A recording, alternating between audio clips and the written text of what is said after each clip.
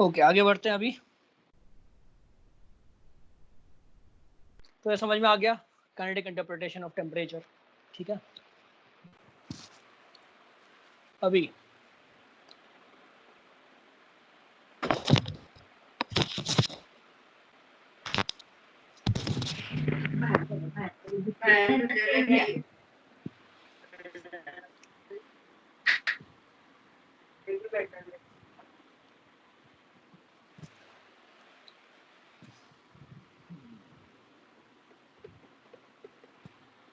एक simple question करते हैं पहले।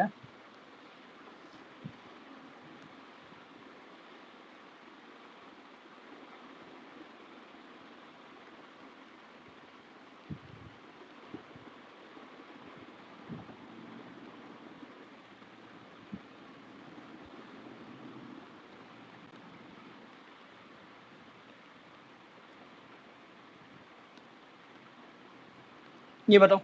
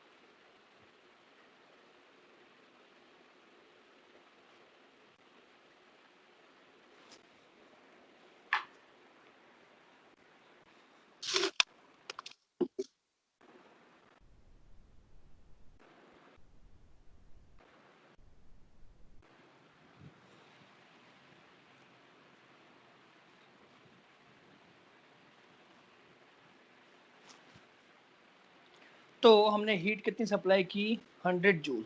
तो तुम्हारा जो है U final minus U initial तुम्हारा 100 जूल्स हो जाएगा। U फाइनल कितना है, helium F/2 NR, T final minus T initial equal to 100 हो जाएगा। तो T final minus T initial कितना होगा, 2 इंटू 100 अपॉन F कितना है हीलियम का 3, नंबर ऑफ मोल्स कितना है 1, इंटू R को हम 25/3 ले लेते हैं तो काम आसान हो जाएगा। ये कट गया 3, कितना मिला हमें 8। ठीक है, तो तुम्हारा T फाइनल कितना हो जाएगा 27 प्लस 8 यानी कि 35 डिग्री सेल्सियस। ठीक,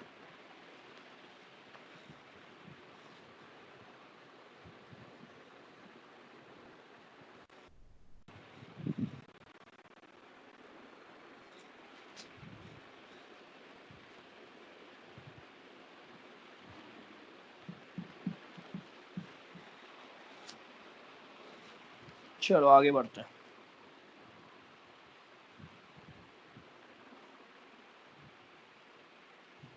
किसी को इसमें डाउट? ओके, अब एक क्वेश्चन और बताओ।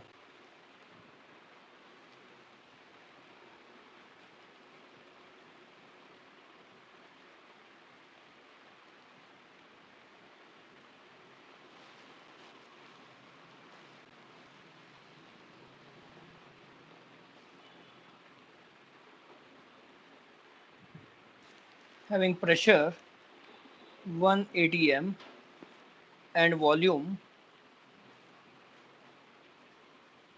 2 लीटर्स।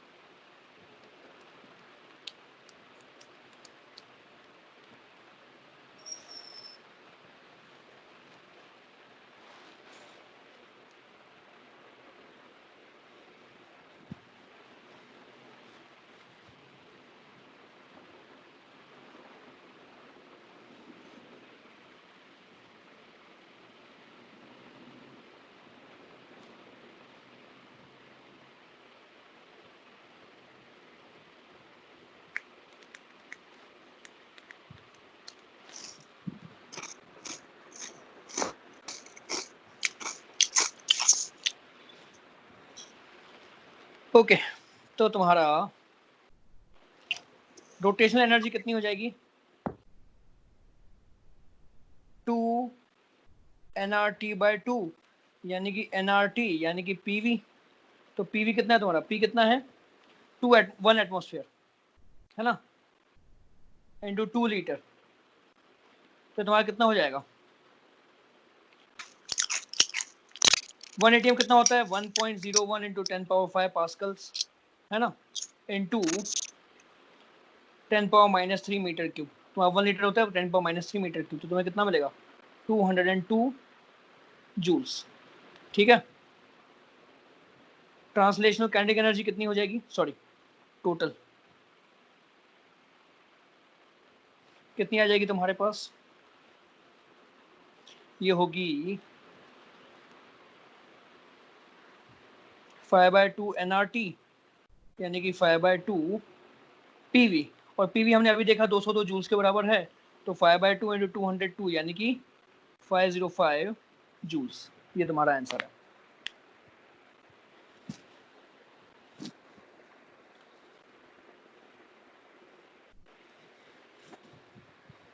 कोई शक किसी को?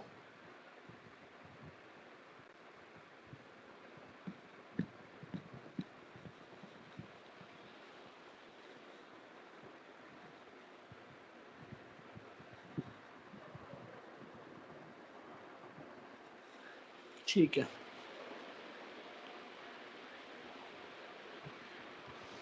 ओके। तो ये तुम्हारा हो गया इतना खत्म। अभी हम आते हैं वर्क पे। पहले हम रिवर्सिबल प्रोसेस समझते हैं, टाइप्स ऑफ प्रोसेसेस।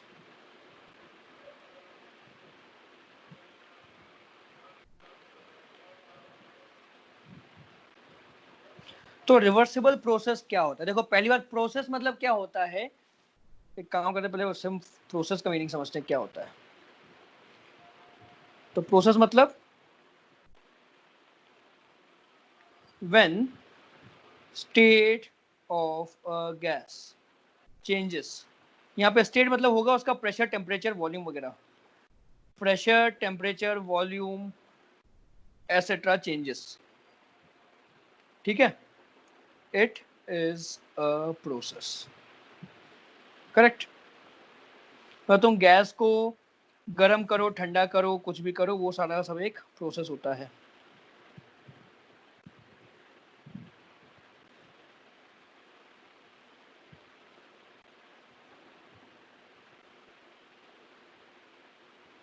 ओके अब हम आते हैं रिवर्सिबल प्रोसेस पे। तो रिवर्सिबल प्रोसेस क्या होता है वो समझो। रिवर्सिबल प्रोसेस मतलब होता है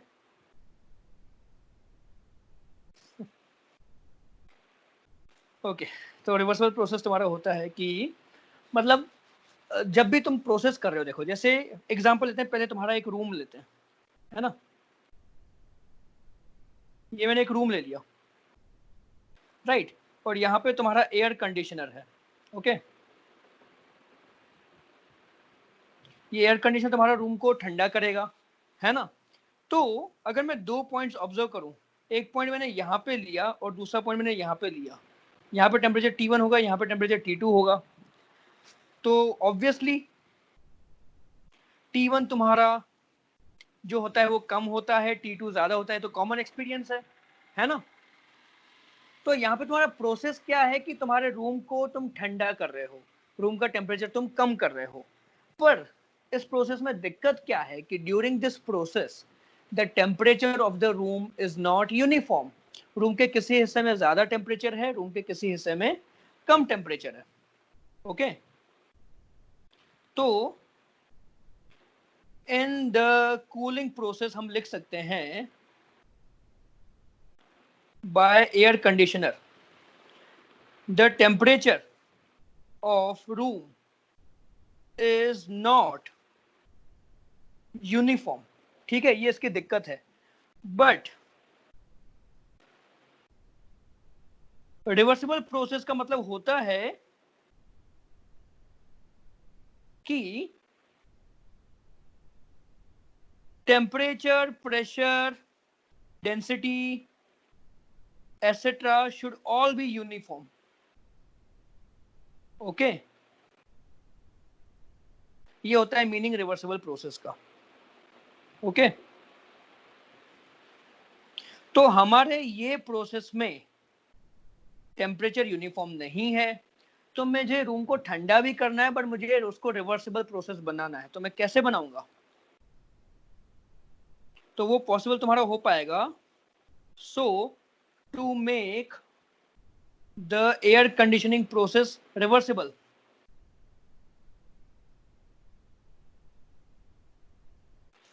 we make it extremely slow. Slow मतलब क्या कि वो 1 घंटे में सिर्फ DQ amount of heat remove कर रहा है, यानी कि 1 घंटे में सपोज को 0.0001 जूल्स रिमूव कर रहा है, इतना स्लो चल रहा है। तो मतलब 1 घंटे में पूरे रूम का टेम्परेचर यूनिफॉर्म तो रहेगा ही, है ना। मतलब एयर कंडीशनर ने बहुत ही small amount of heat remove किया, करेक्ट।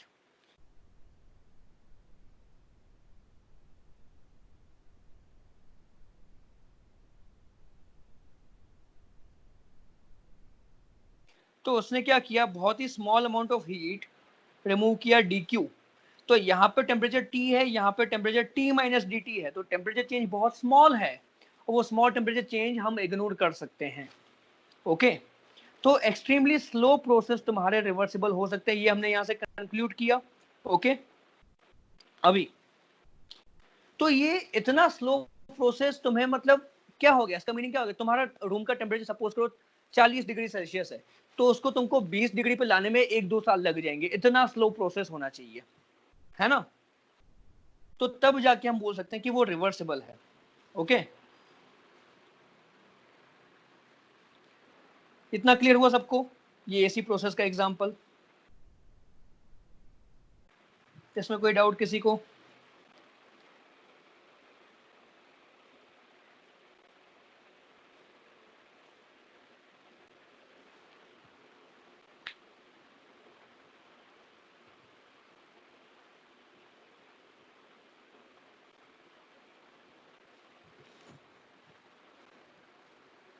यहाँ पे मैंने प्रोसेस सिर्फ गैस का बताया है, ठीक है, जनरल प्रोसेस की डेफिनेशन नहीं बताई, वो तुम अंग्रेजी की क्लास में सीखो या फिर गूगल की क्लास में, ओके। चलो ये कॉन्सेप्ट समझ में आ गया सबको। तो मतलब रिवर्सिबल प्रोसेस का बेसिक थीम क्या है कि वो एक्सट्रीमली स्लो होना चाहिए, सो दैट उसका प्रेशर, टेम्परेचर, डेंसिटी वगैरह सब यूनिफॉर्म रहे at any point of time, okay. और ये यूनिफॉर्म तब रह पाएंगे प्रोसेस में जब हम प्रोसेस को बहुत ही स्लो चलाएं, ओके। तो ये तुम बस डेफिनेशन नोट कर सकते हो, चाहो तो एग्जांपल लिख सकते हो, या स्पेस छोड़ दो, ज्यादा लंबा हो जाएगा। क्लास के बाद तुमको नोट्स भेज दूंगा, तो वो स्पेस में लिख देना, बाद में लिख लेना, अभी इसके लिए थोड़ी जगह छोड़ दो, एक पेज छोड़ दो रिवर्सिबल प्रोसेस का, ओके। बस समझो भी यहाँ पे क्या हो रहा है।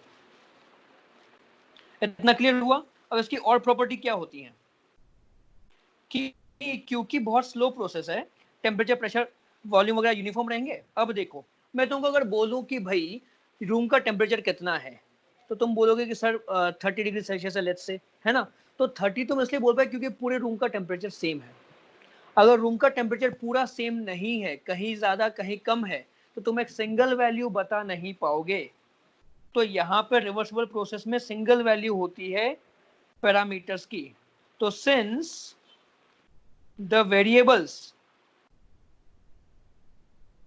have a single value at a given time, okay, the process can be plotted on graph। ठीक है।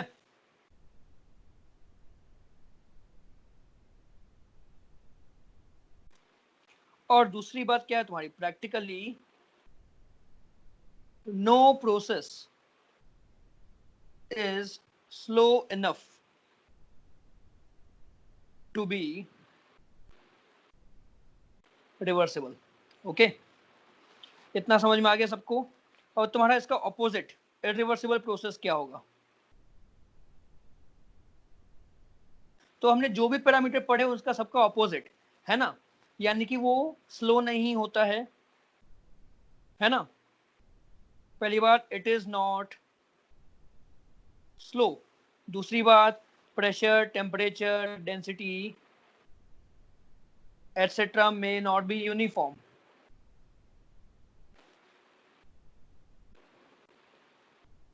Through the gas sample. Okay, इसका मतलब क्या हुआ कि at any point of time since the variables have different values at different multiple values, different नहीं multiple values लिखते हैं, ठीक है। multiple values inside gas, it can't be plotted, क्योंकि हमें एक सिंगल वैल्यू नहीं पता तो हम उसको ग्राफ पे प्लॉट नहीं कर सकते, ठीक है। we can know only initial and final values, we can know only initial and final values। Okay, ये हो गया तुम्हारा थर्मोडायनामिक, ये रिवर्सिबल और इरिवर्सिबल प्रोसेस। क्लियर हुआ। मतलब तुम अगर अभी अपने रूम का एसी चलाओगे तो वो सिंपल सा इरिवर्सिबल प्रोसेस है, ठीक है। तुम खाना गर्म कर रहे हो, इरिवर्सिबल प्रोसेस है।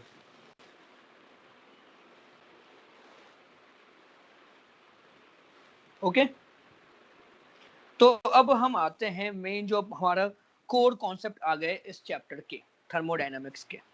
यहाँ से अब शुरू होते हैं, वैसे शुरू हो गए थे ऑलरेडी, इंटरनल एनर्जी वगैरह, बट ये रिवर्सिबल और इरिवर्सिबल प्रोसेस जो है तुम्हारा बीच में बस एक थ्योरेटिकल पार्ट है जिसकी थोड़ी बहुत डेफिनेशन समझ लेनी है, बट इसका एग्जाम में क्वेश्चन आता नहीं है। ओके, जेई में नहीं आता, बोर्ड में आ सकता है। तो अब तुम्हारे जेई के हिसाब से जो इम्पोर्टेंट अभी सेक्शन शुरू होता है। ओके, तो सबसे पहले तुम्हारा आता है वर्क डन बाय गैस। उसकी जगह छोड़ दो, रिवर्सिबल और इरिवर्सिबल प्रोसेस के लिए जगह छोड़ दो, 1.5 पन्ना लिख लेना बाद में।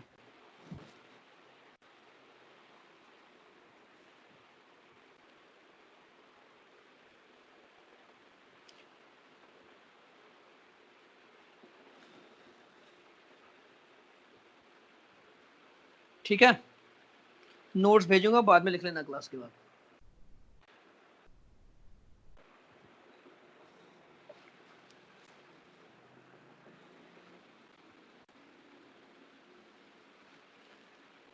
तो वर्क डन बाय गैस समझो कैसे निकालना है।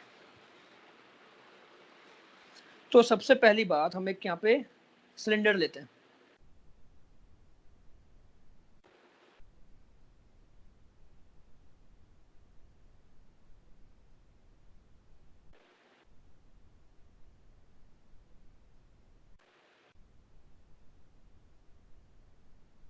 ये तुम्हारा एक सिलेंडर है, ठीक है, और इसमें एक पिस्टन है।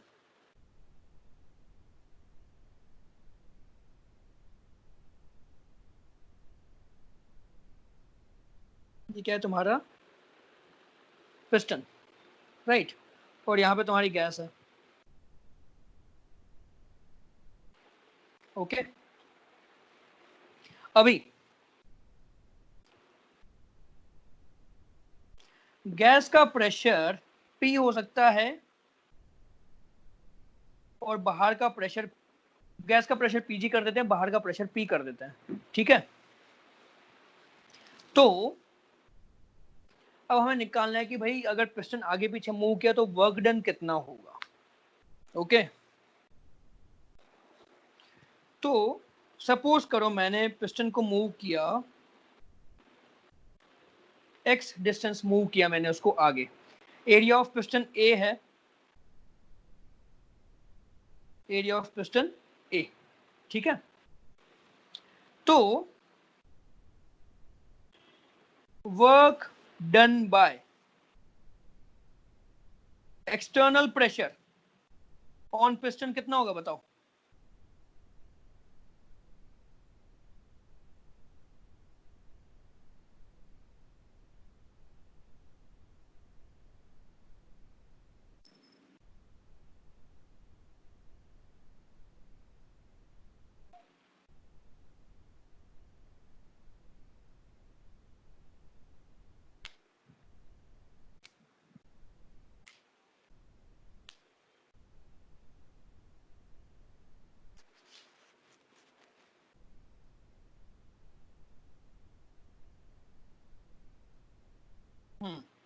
ये हो जाएगा तुम्हारा -PA(x),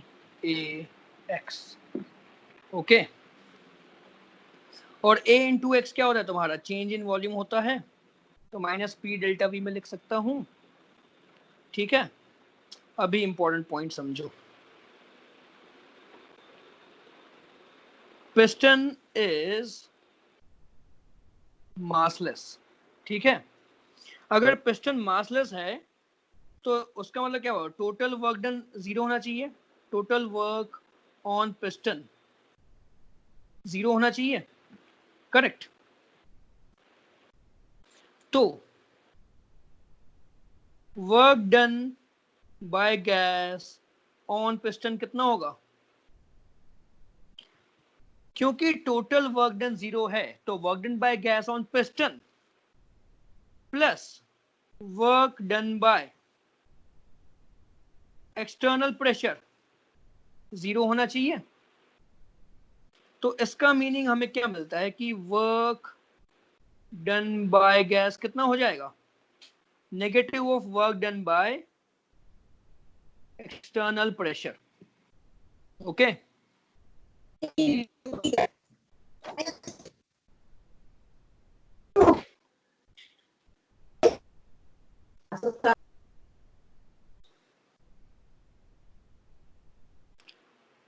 ठीक है, इतना नोट करो पहले, हेडिंग है तुम्हारी work done by gas.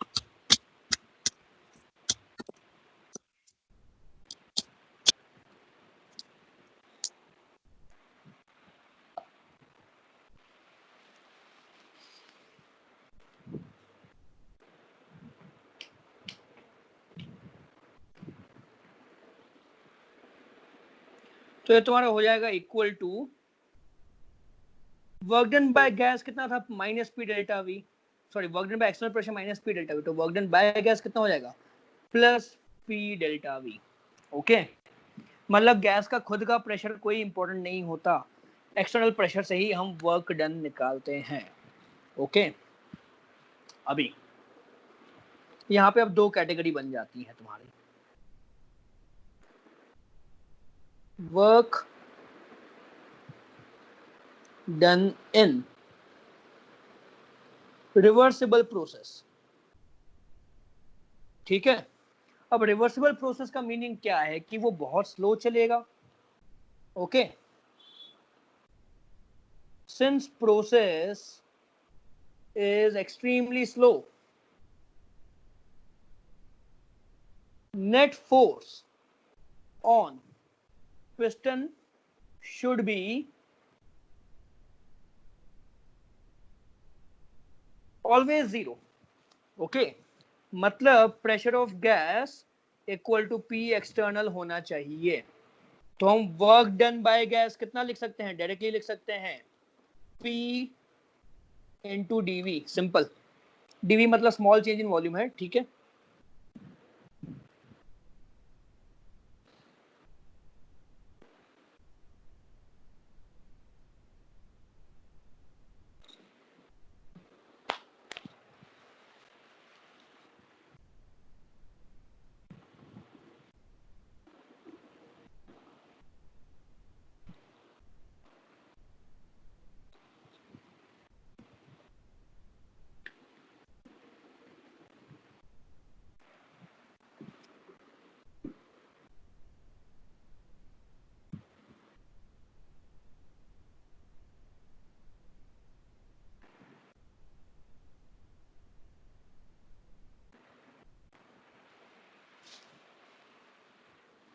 Okay, तो ये था तुम्हारा रिवर्सिबल प्रोसेस, है ना।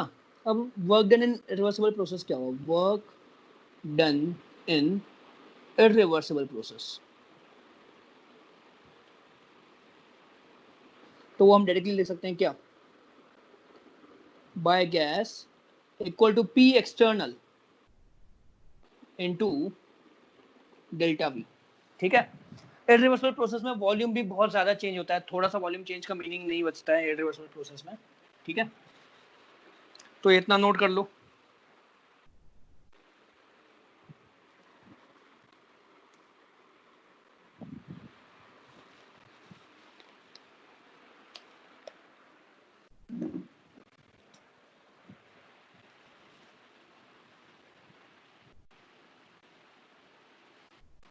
हाँ, अभी केमिस्ट्री के साइन कन्वेंशन पे भी आता हूँ मैं, रुको।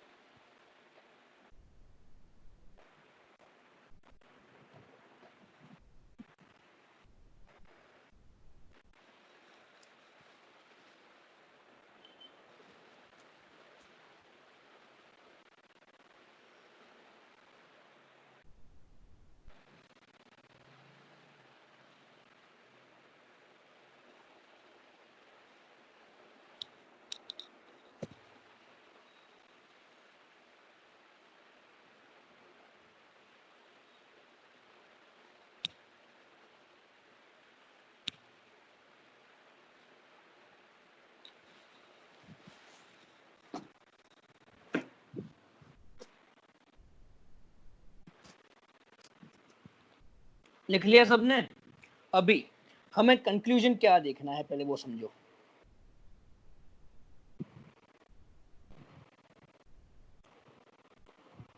In syllabus, in our syllabus 99% of questions based on reversible process है। ठीक है, तो हमें डायरेक्टली क्या याद रखना है कि वर्क डन बाय गैस कितना होगा, पीडीवी होगा। ठीक है, और external P gas equal to P external होगा, ये हमें याद रखना है, ठीक है। इतना सा रूल हमें फॉलो करना है, हमारे most of the 99% of questions में हमें यही होगा। इक्का दुक्का परसेंट क्वेश्चन आते हैं जिसमें इरिवर्सिबल होता है, सडन चेंज ऑफ वॉल्यूम होता है, ठीक है, बट वो हमें मतलब तुम्हारे जेई सिलेबस में एग्जाम में नहीं आएंगे। मैं तुमको कभी पूछ सकता हूँ या तुम्हें बीटेस्ट में आ सकते हैं, बट एग्जाम में नहीं आने वाला।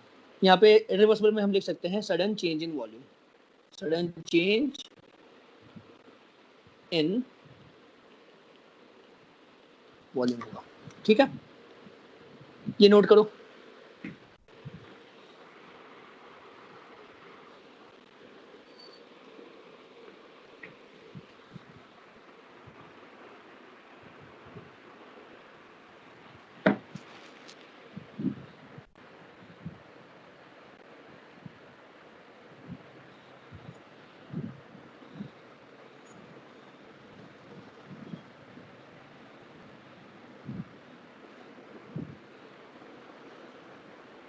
ठीक है,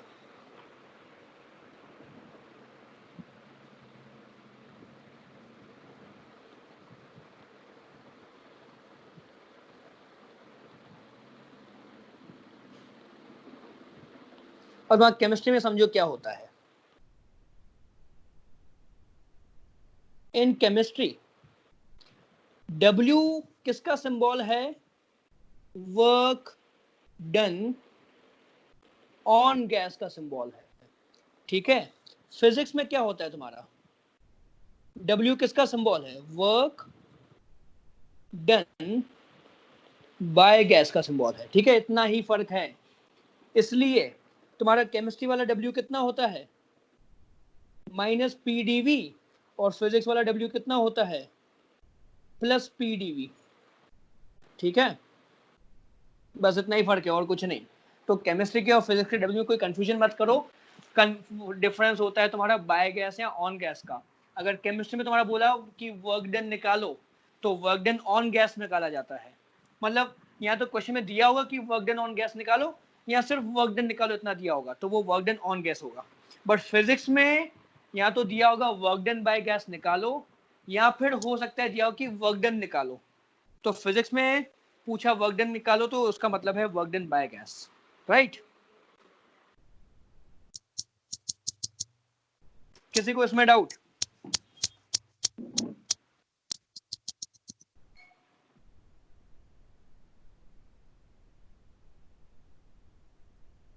हाँ, तो कंफ्यूजन सिर्फ ऑन सिस्टम और बाय सिस्टम का होता है, ठीक है।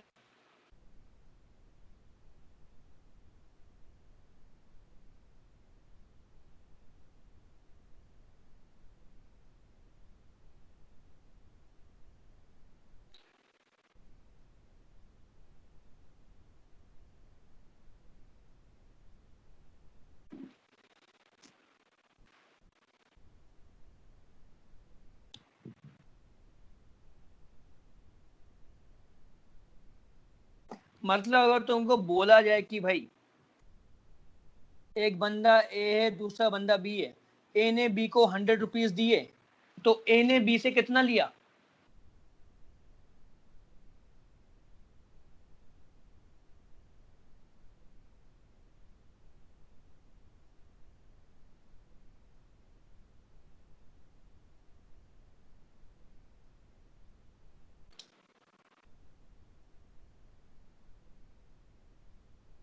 अगर ए ने बी को 100 रुपीज दिए, तो ए ने बी से कितना लिया? -100, है ना। हम इसको क्या लिख सकते हैं कि बी ने ए से, सॉरी, ए ने बी से -100 रुपीज लिए, बस इतना ही फर्क है तुम्हारा केमिस्ट्री और फिजिक्स का, ओके। एरोज दोनों में अलग अलग यूज करते हैं और कुछ नहीं, ठीक है। चलो, ये हो गया तुम्हारा खत्म। अभी क्योंकि हमें रिवर्सिबल प्रोसेस ही कंसिडर करना है, तो अब से हम जब भी मतलब मोस्टली डिस्कस करेंगे वर्क डन वगैरह सब कुछ, हम रिवर्सिबल प्रोसेस का ही डिस्कस करेंगे, क्योंकि अब हम ग्राफ्स से डिस्कस करने वाले हैं, ठीक है। तो P V graph, right.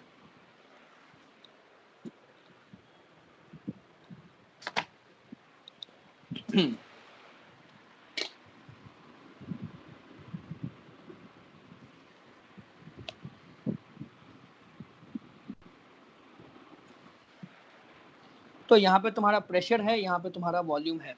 Okay, और मैंने ये ग्राफ बनाया कोई, तो अगर वॉल्यूम इंक्रीज करेगा, है ना, तो वॉल्यूम इज इंक्रीजिंग, मतलब क्या हुआ, work done by gas.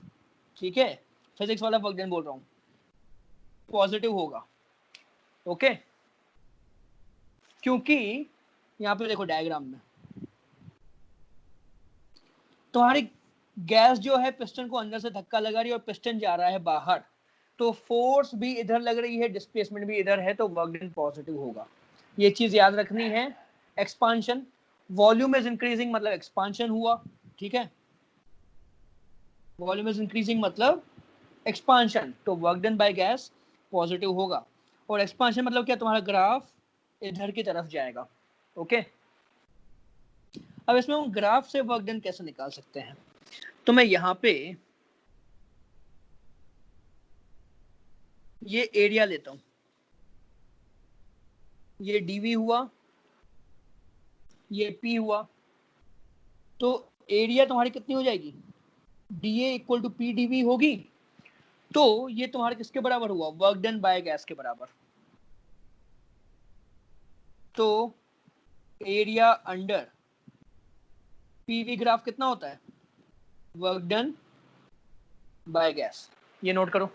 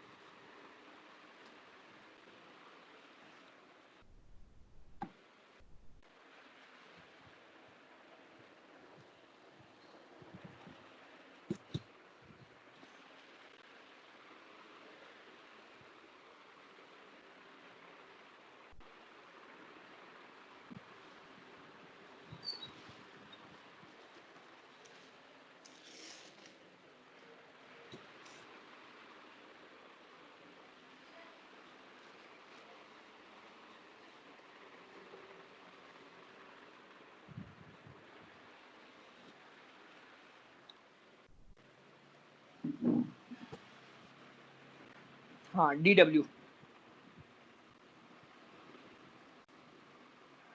Okay,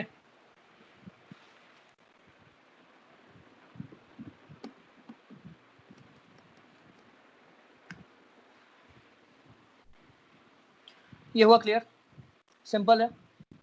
अब इसका अपोजिट तुम्हारा आ सकता है,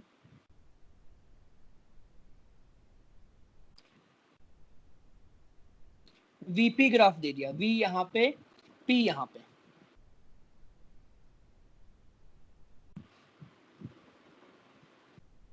ठीक है, अब ये बताओ यहाँ पे वॉल्यूम एक्सपांड हो रहा है या कंप्रेस हो रहा है, मतलब गैस एक्सपांड हो रही है या कंप्रेस हो रही है।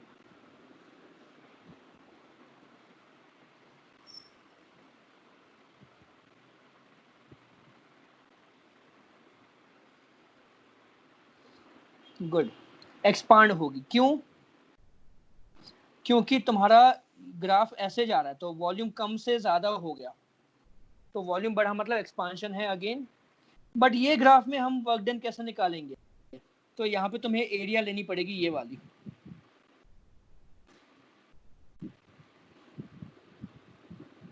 ठीक है, ये अगेन तुम्हारा पी हो गया, ये डीवी, तो यहाँ पे तुम्हें एरिया इस तरह से कैलकुलेट करनी पड़ेगी। फॉर्मूला वही है, तुम्हारा area D A equal to P D V ही हुआ। ओके, बट ग्राफ में वो एरिया यहाँ पे है, ये पीवी ग्राफ में एरिया यहाँ पे है, वीपी ग्राफ में एरिया यहाँ पे है, बस उतना ही फर्क है। ठीक है, तो बस इसके आगे हमें इनको इंटीग्रेट करना होता है, तो हम यहाँ से यहाँ इंटीग्रेट करेंगे v1 से v2, है ना, यहाँ पे कहाँ से हम इंटीग्रेट करेंगे, v1 से v2 इंटीग्रेट करेंगे, तो हमें टोटल एरिया हमारा वर्क डन प्रोवाइड करेंगे। ठीक है,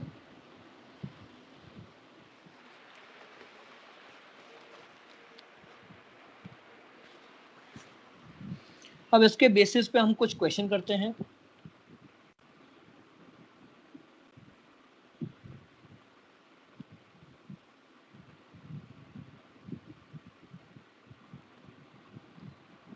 ऑलराइट, बिल्कुल बस 12 मिनट में छोड़ देता हूँ तुमको।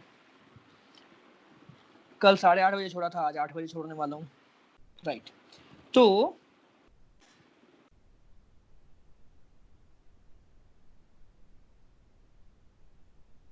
ये तुम्हारा प्रेशर है, ये वॉल्यूम है। प्रेशर एटीएम में है, वॉल्यूम तुम्हारा लीटर में है। ओके, तो यहाँ पे तुम्हारा एक ग्राफ बनाते हैं।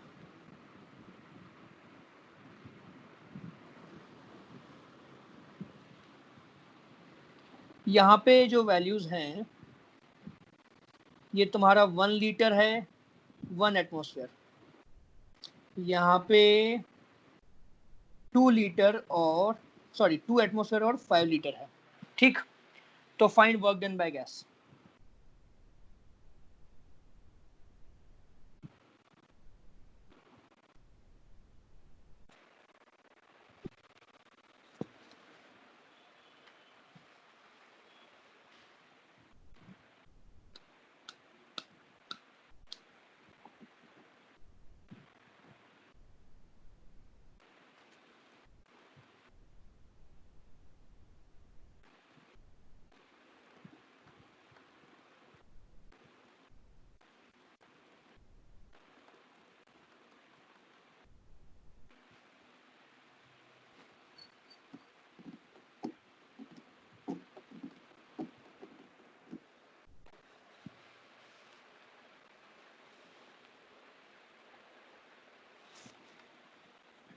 क्या क्या आंसर है तुम लोगों के? 100, 10, 2। 2 कैसे आ सकता है?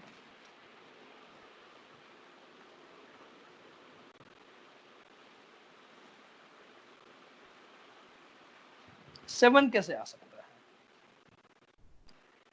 कक्षा नंबर 9 में तुम लोगों ने पढ़ा था एरिया ऑफ ट्रेपीजियम।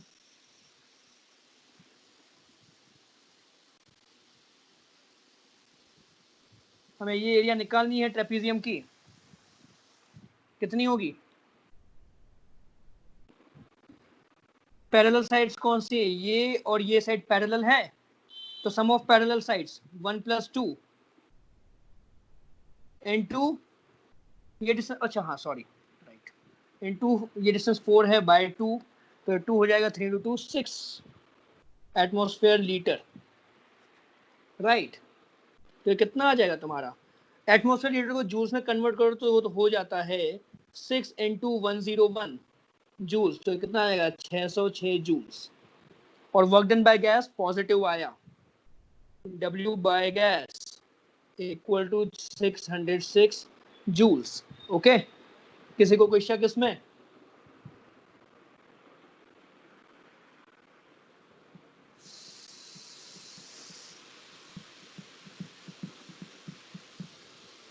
चलो आगे बढ़ते हैं।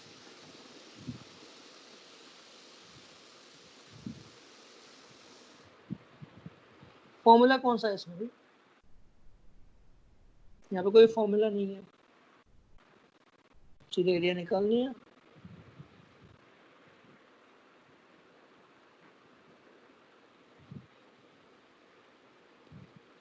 ऑलराइट,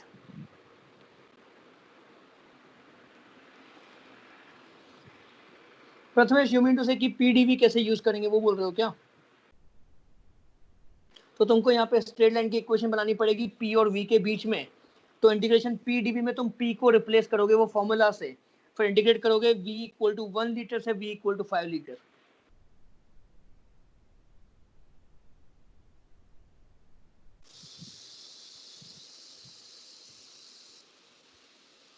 चलो अगला क्वेश्चन।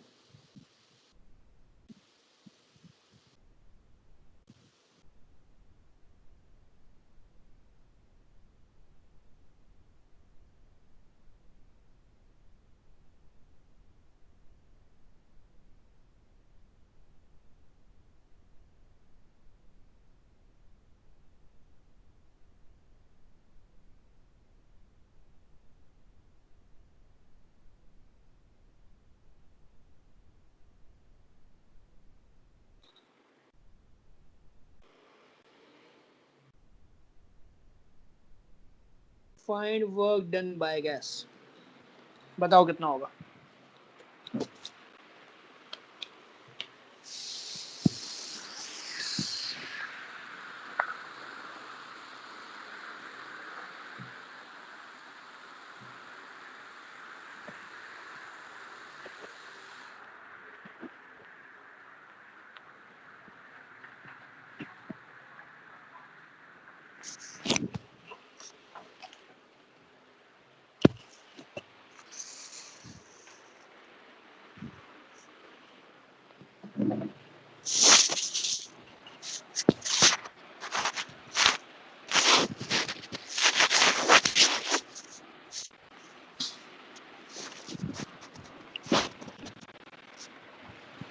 हाँ,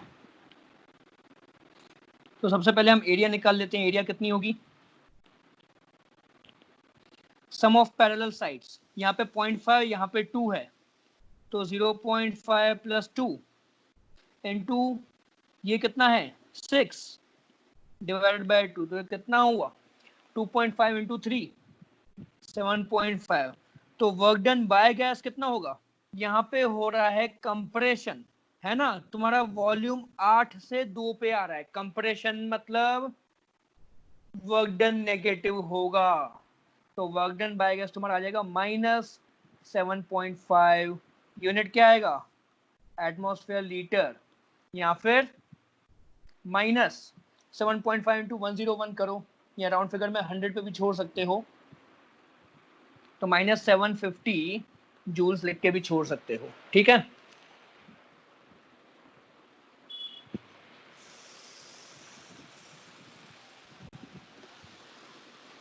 एग्जैक्ट जाएंगे तो हमारे पास कितना आएगा 750 7.5।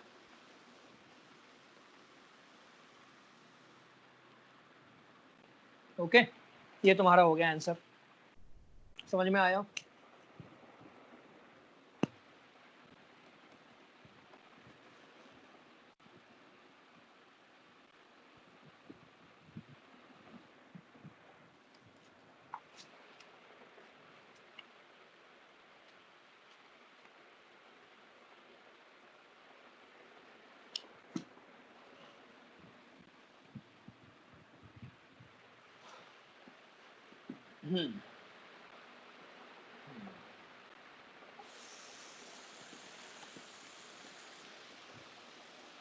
ठीक है, आज की क्लास यहीं पे खत्म।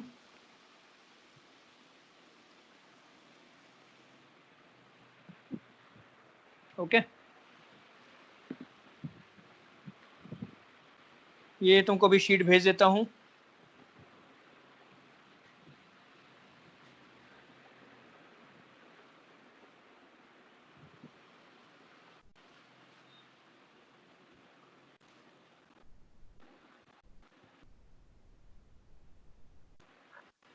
सर अगली बार क्लास स्काइप पे ही लो।